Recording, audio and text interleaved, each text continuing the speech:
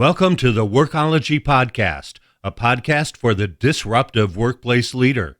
Join host Jessica Miller-Merrill, founder of Workology.com, as she sits down and gets to the bottom of trends, tools, and case studies for the business leader, HR, and recruiting professional who is tired of the status quo.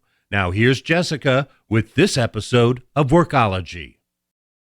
Welcome to the Workology Podcast, sponsored by Clear Company. Inclusion is a common pain point across all industries, and it's something we think about a lot as HR leaders. How do we develop programs that make all feel welcome, whether we're focused on candidates or employees? How do we walk the walk and talk the talk? Today, I'm joined by Mecole Garati. She's the founder of Social Mecole with an M.com. Mecole has spent the past several years working to improve HR through improving influencer relations in the human resources capital management industry. Most recently, she created the most inclusive HR influencer list, featuring over 150 leaders in the HR industry, from HR practitioners, professionals, recruiters, diversity and inclusion specialists, to technologists, consultants, and HR tech marketers. Mecole, welcome to the Workology Podcast. Thanks. I'm really excited to be here talking to you about the list. I'm really excited. I think this is a great list that you've put together. I myself have made, as others have made lists over the years, but there's always that feeling when somebody is being left out. And that's never a fun one. Can you talk a little bit about where the idea for the list came from? Yeah, so I've been in this space for several years now, specifically working with the influencer community. So I've been kind of hypersensitive to whenever the top 100 HR list comes out, and there are several people who are the same, 100 people on every single list over time, and it never changes. And I've learned it's kind of hard to break into. And I especially learned that usually it's like the same list, but also like the list isn't transparent. So it's somebody who just kind of produces the list to kind of boost their SEO or as clickbait. And I don't want to say it doesn't give recognition to the people who deserve it, because the people who are on the list definitely, they definitely have built up and worked toward their recognition that they get. But there are also a lot of other people who are doing the same things and have been for a while as well, and they aren't recognized on these lists. So it probably was pretty shortly after one of the lists came out that was the same list over and over again. And I just kind of had the idea, what if there was a list that's very current? It's recognizing the people who are on the ground right now. It's not a top 100 list. That it was never designed to be that way, but it is designed to kind of recognize and celebrate the people who are putting in the work and emerging in the HR influencer community every day. I like it. And I think that finding those, there was a time when I was just a new blogger influencer. I had never been on a list before. And I also would love a place to be A, recognized, and then B, to connect with other people that is beyond the kind of same top 100, like you said, lists that are out there.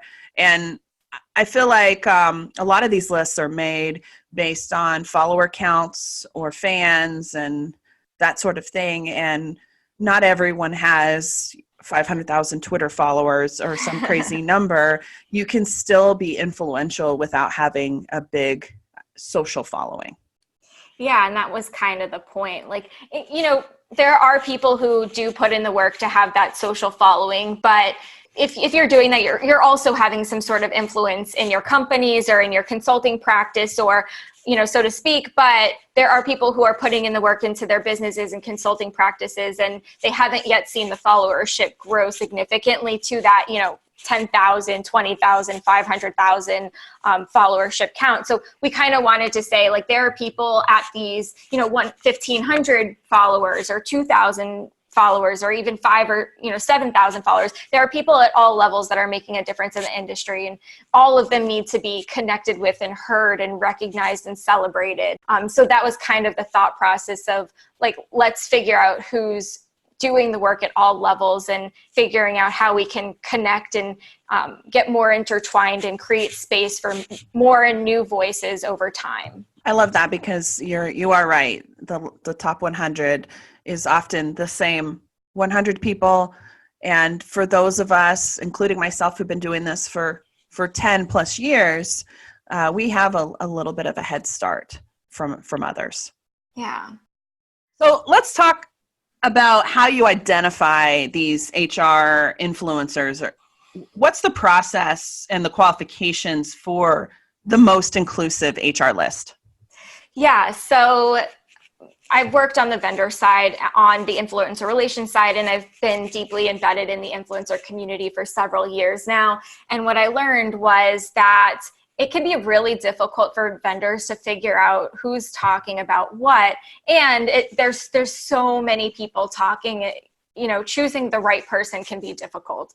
So I wanted to kind of create space for everybody while also helping to kind of give certain voices that don't necessarily always get that recognition a space. And I figured that would be a really good place to kind of, put together that for that list.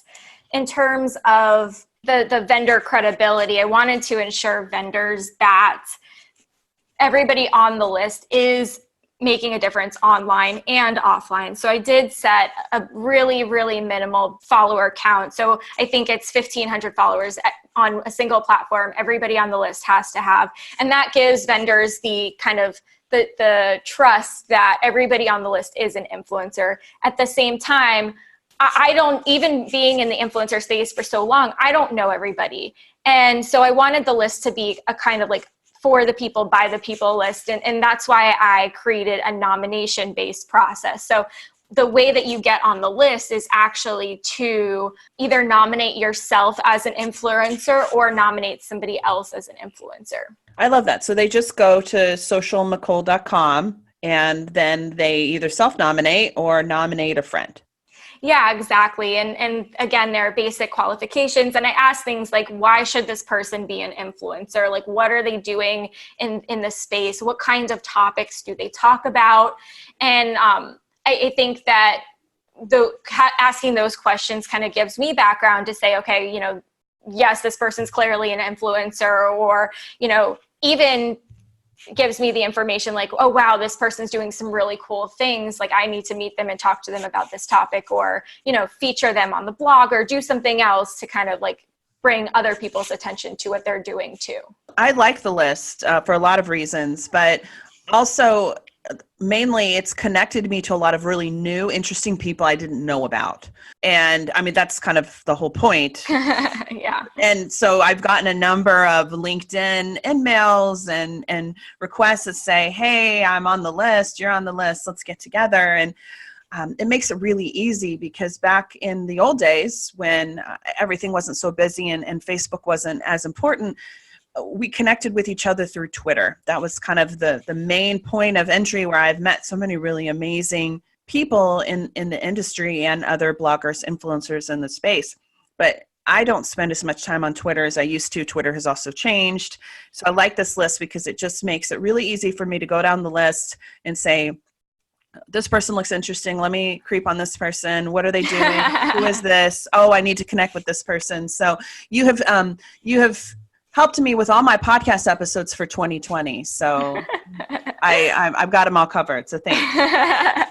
You're welcome. And yeah, I've actually heard so many stories, people sending me like screenshots of people connecting with each other because of the list, and people booking speaking gigs because of the list. And everybody who doesn't normally receive the recognition who's on the list can now say, I'm an award-winning blogger. So it has given new reasons to connect. And what I love about the list is that it is global. There are people from around the world. We have some people from Asia, Africa, the US, Canada, there's Europe, there's so many people from outside our normal everyday scope of work that are now able to connect and have a space to connect because of the list. So I thought that was super cool. And every time I get sent a post like that or hear a story like that, I get goosebumps. It's really exciting. You're doing the job that you set out to do. Yeah, thank you. Let's talk about diversity inclusion, because I think in the world of HR, that's something that's always on the top or on our minds, hearts and minds in some form. The list is called the most inclusive HR influencer list. What's your personal experience with diversity and inclusion? This is an important topic to me, and I don't claim to be a diversity and inclusion expert. That's not my educational background. I'm not an expert in that in any way. There are a ton of great diversity and inclusion experts on the list, so check it out. But I do think that a lot of people use the diversity and inclusion topic, and when we talk about it, they say like it can boost profits if you have diversity in your company. And I think that the way that we approach that is just kind of wrong, because a lot of companies do this under the mask of profitability, whereas opposed to my personal belief is that we should just be creating diversity, spaces for diversity and inclusion in our workplaces because it's the right thing to do. And also from like a vendor perspective, and when you want to work with influencers, a lot of times considering like globalization and a lot of companies are expanding into new markets, they want a way to connect with influencers in different areas, and they don't know where to start.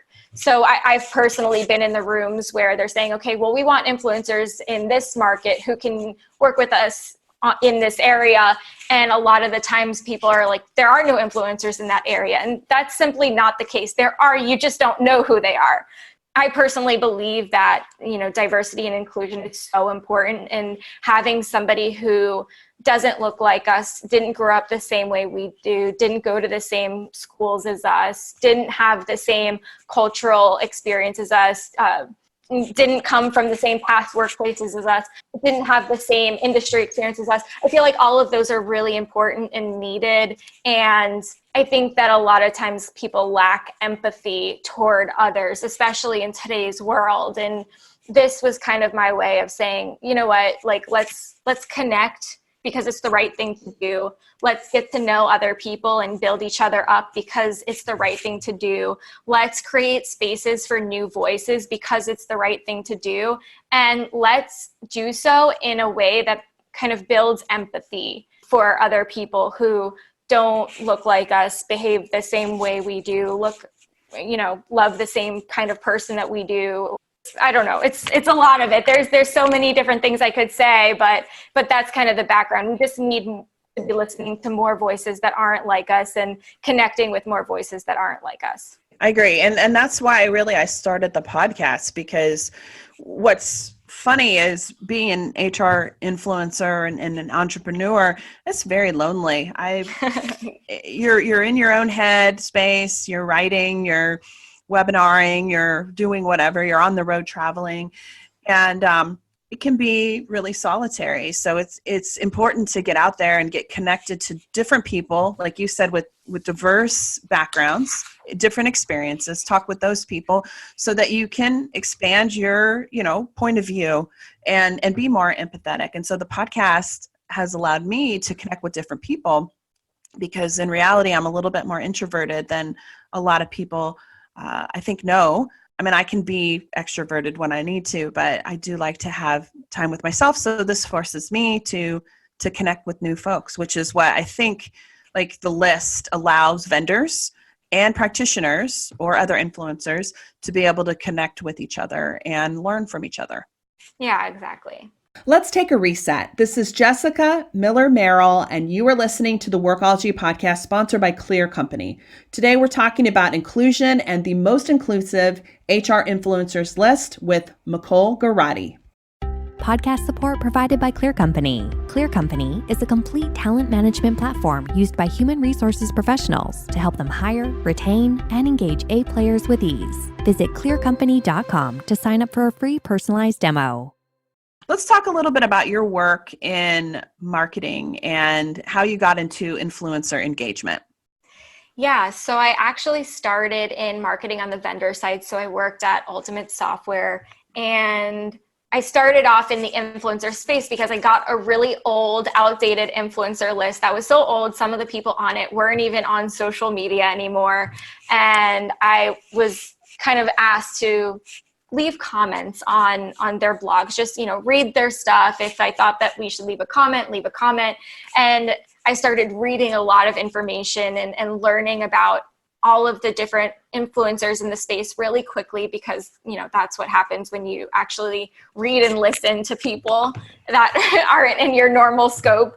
And I loved the information that everybody was sharing. And then I started to engage with people on a personal level. And one thing that I learned about the influencer relations program was that everybody is so smart and has such a point of view on certain topics, and really connecting and learning from people was so easy when you can just go on their website or their blog or their Twitter and just read kind of their thoughts. So that's kind of where I started, and in building relationships that really became really good friendships and even, mentorships. I'm just so grateful to have had that experience. So now that I've been on my own and freelancing for the past several months, I saw that there's a way that I could give back. And I, built the influencer relations program from the vendor side, and now being on my own, I have that other perspective that I didn't really have from the influencer side. And I could see, okay, this is a really good space for me to say, these are the people that the vendors should be working with. These are the ways that the influencers can support our businesses, whether they're on the content marketing side or on the sales strategy side or on the product strategy side. There's just so many ways that vendors can work with influencers to expand their businesses on the holistic level. And working with the right people and the right projects is highly important and highly needed in this space. So that's kind of where the kind of idea for the list came. And at this point, I'm really excited to be working with Ultimate Software again, because they're now a sponsor of the list. Oh, awesome. Thank you, Ultimate Software. We appreciate you. Yes, thank you so much. And also they're doing a lot of great things. That the whole point of the list is to kind of start these conversations about connecting with other people at the global level. And I know that they're having similar conversations. So it was a really nice way to partner to have similar conversations with somebody with a company that, and people, because, people work there. So to have these conversations with the people who work there at this great company that are really nicely aligned. One of the things as you're talking that I'm thinking about is, and in my own experience as an HR influencer, and I'm using air quotes when I say HR influencer, because I kind of hate the term, but it's hard to describe who I am and what I do.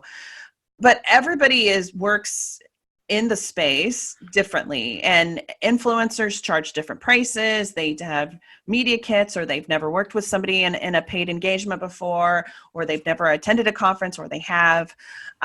What advice do you have for those vendors who are trying to figure out how to navigate that space? What should they do?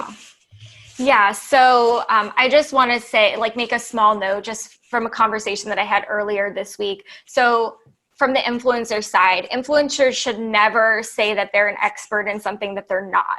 And I think that a really important aspect for both the influencers and the vendors is authenticity. So if you're an expert in working with, on product strategy, will of course work on product strategy. But if you're an expert in writing blog posts and related to HR topics, don't go out of your scope and say, yeah, let's work on the product side, because that may not be your area. So I think part of it is working with a level of authenticity and knowing who you are and what you're really good at, and then moving forward with that understanding and saying yes to projects that align with your scope of expertise, and saying no and referring a friend who may be an expert in that area that you aren't for those projects. If you're a vendor who is looking to work with influencers, really don't just reach out for the sake of, I have this one project. Look to build relationships with people on a holistic level. Get to know them, get to know who they are and what they're good at and what they like to do, and then kind of make that request. And really focus on the relationship side of it, because it's an influencer relations program for a reason. Work on the relationship first. I'm going to get on my soapbox and just say, please don't send me an email asking me to link to your resource and beg for a podcast interview. Like, the relationship piece is so important.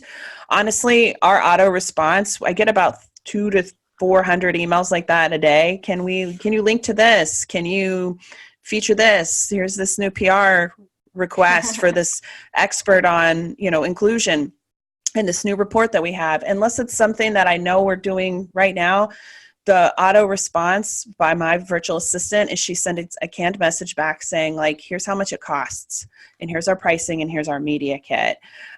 So relationships are really important, because I personally can't manage the 400 emails that come into my inbox every day requesting for those kind of things. I'm very grateful that I have that option, but it's a lot of noise. Yeah.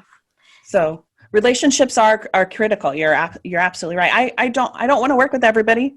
I just want to work with a handful of really good HR tech companies that align with my points of view, and we can help grow together.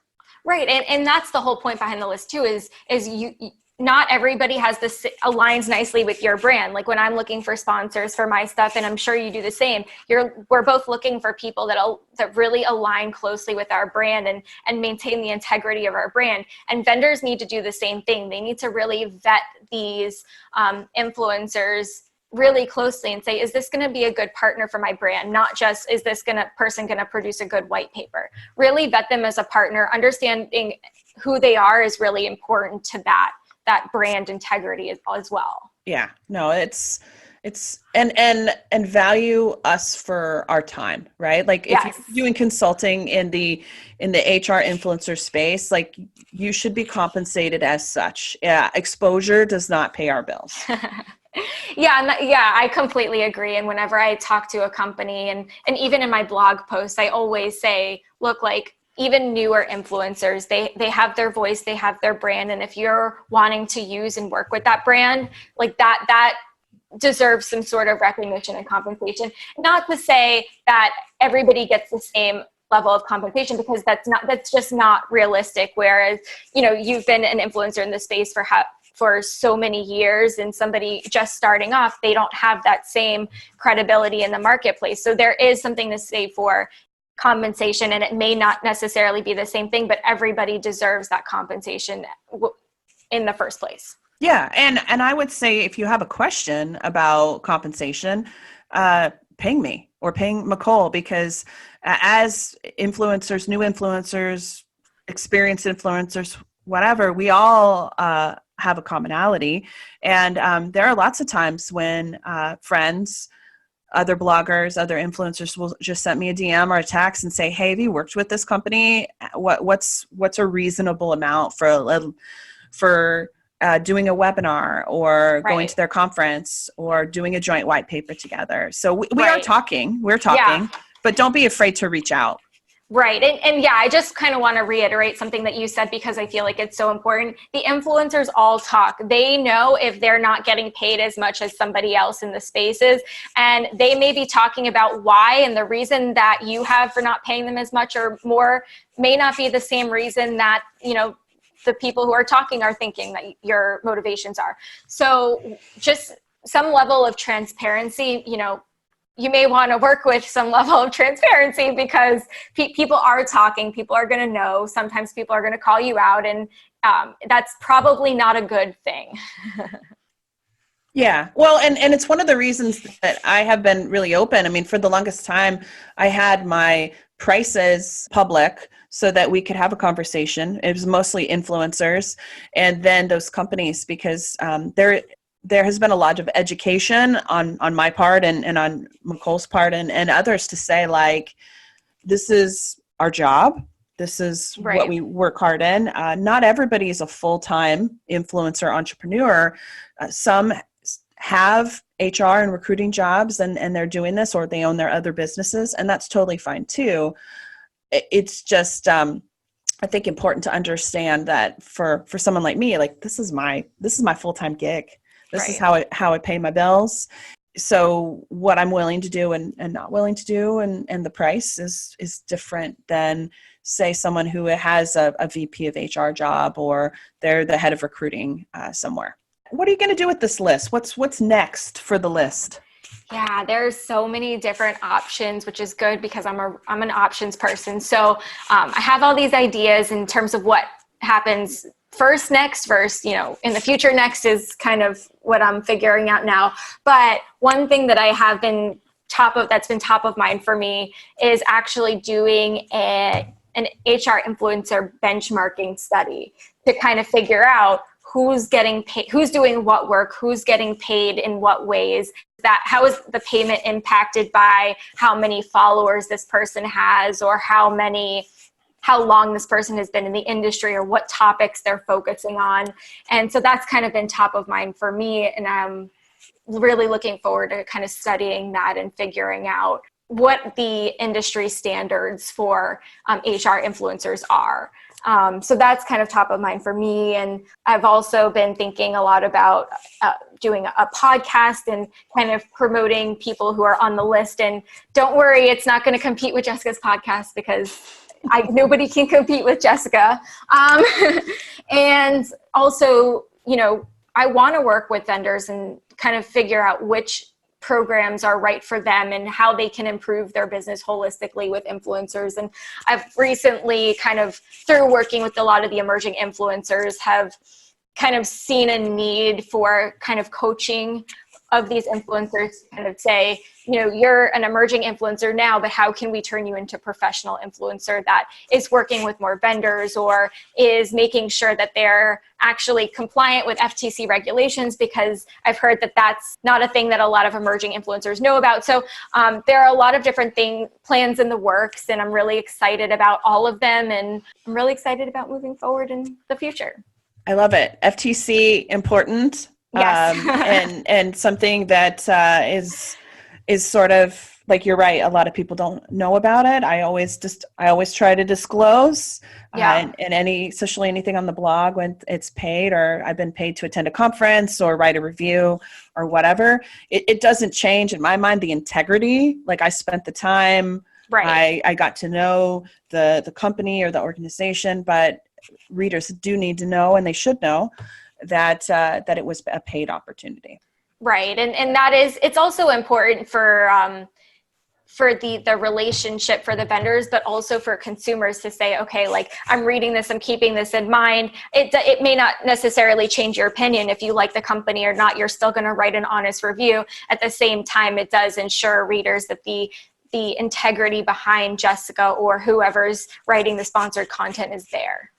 It's always interesting when I get requests for reviews, because I just, if I don't like the product, I choose not to work with them. And Right. then I don't take their money. So a lot of people are like, well, what if we get a bad review? Well, I don't want to be known as the scary HR blogger that writes bad reviews. It's not Right. a good look for me. So I will just decline to work with that brand and say, like, it's not in alignment. Right. So that's why you don't see negative reviews on my blog, because I've just said, no, it's not for me. But the good ones, they're the ones, and the ones that I have out there, those are the brands that I like. And technology companies, I feel like, really care and want to make the industry and the experience for whoever in our space better one. Yeah. And I think that that's a really great note. And I feel like a lot of professional influencers kind of have the same respect, because whether the review is good or not, you still get some, like, the company's still getting some sort of SEO points. They're still getting points for working with an influencer. And I think that a lot of influencers have your same thought process behind, like, I'd rather not say anything at all than attach any kind of credibility to this company that is so different from me and doesn't align well with my brand, and it's not going to work out well for either of us in this case. I also get really nervous because, and we're sort of veering on topic, but there has been some cases of bloggers who've written negative reviews and have been sued for defamation. So it's, for me, I don't want to be that scary blogger, number one. Right. And then number two, I don't want to get sued for defamation. Right. It's easier to say, no, this opportunity isn't for me than get, served. Yeah, yeah. Well, Nicole, thank you so much for taking the time to talk with us. My last question for you is for those influencers, HR influencers who are just getting started, what advice do you have for them? Where should they start? What should they do? Yeah, so HR influencers looking to get started, definitely kind of connect with other bloggers. The way that I got started in this space was actually like very much like yourself on Twitter. And I started doing Twitter chats like Next Chat, which very recently as of no longer exists. And also work trends. I started doing that and really just getting to know people who are very active on social media, doing these Twitter chats. And that's kind of how I got started. So if you're looking to get started, I also have a blog post on my blog that's, I think, 6 ways to become an influencer. So check that out. But most importantly, get on social media, start talking, start blogging, share your opinions, be super authentic because everybody loves to connect with people who are very authentic and focus on finding your voice. Awesome. Well, so let's tell people where they can connect with you also. So they want to go look at the list. We'll have the link to the list, but where should people go to connect with you and talk about influencer work, or maybe they're an influencer who's just trying to get started and needs some coaching? Yeah, so the best place to reach me is my website, socialmccole.com, and it's Mccole with an M as in Mary. You can also find me on Twitter at socialmccole or on LinkedIn at socialmccole. Awesome. Well, thank you again so much for taking the time to chat with us. Yeah, of course. Thank you so much for having me on the show. If you've attended conferences, panels, seminars, and summits at all in the past decade, you have noticed, or you should have noticed, a difference in representation in workshop leaders or panelists versus the audience, no matter what industry you're in. I've personally attended panels on diversity in the workplace where there were no women or people of color present. And I think that it's important to be inclusive in every area, including HR influencers. Did I call out that panel that didn't have a woman in it? You bet I did. I stood up and said, excuse me, where are the females represented in this human resource panel or this panel on diversity and inclusion? I love Mccole's responses. I love her work in this area. And most of all, I love her positivity. I think we can use her as an example of how to do better and support a broader representation of experts in our voices of leadership online. Thank you for joining the Workology podcast sponsored by Clear Company. This podcast is for the disruptive workplace leader who's tired of the status quo. I know that's you. This is Jessica Miller Merrill. Until next time, visit workology.com to listen to all our previous Workology podcast episodes.